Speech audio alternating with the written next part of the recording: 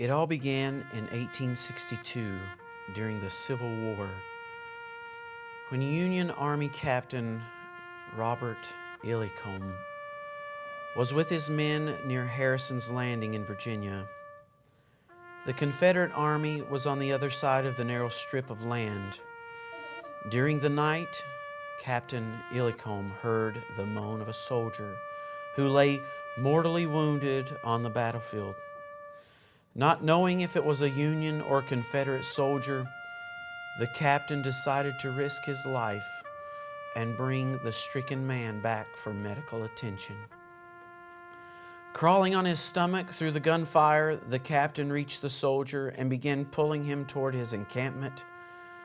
When the captain finally reached his own lines, he discovered it was actually a Confederate soldier, but the soldier was dead. The captain lit a lantern and suddenly caught his breath and went numb with shock.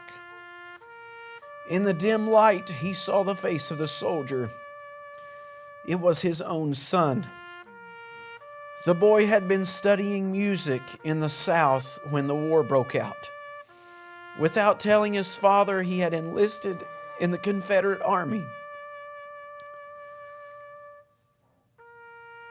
The following morning, heartbroken, the father asked permission of his supervisors to give his son a full military burial despite the enemy status. His request was partially granted. The captain had asked if he could have a group of Army band members play a funeral dirge for his son at the funeral. That request was turned down since the soldier was a Confederate. Out of respect for the father, they did say they could give him only one musician. The captain chose a bugler. He asked the bugler to play a series of musical notes he had found on a piece of paper in the pocket of his dead son's uniform. The wish was granted. The music was a haunting melody, as we know, taps, that is now used at all military funerals.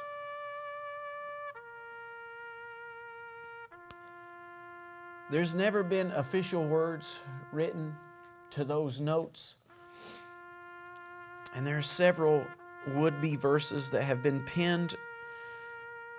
One of the more common ones, "Day is done,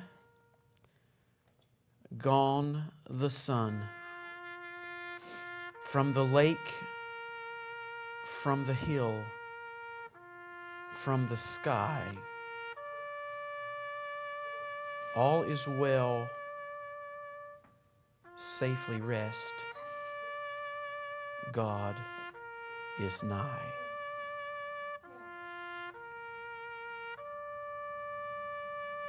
Each of us are fighting on one side or the other. We're fighting for God or we're fighting for the enemy. We want to see things progress in a positive way for whichever side you're on. Brother Green, don't make this political. I'm not. But there truly is only two sides. In the Civil War, you were either with the Union or the Confederate Army. You couldn't not choose. The same thing is true in 2025. In a spiritual perspective, you're either for God or you're against God.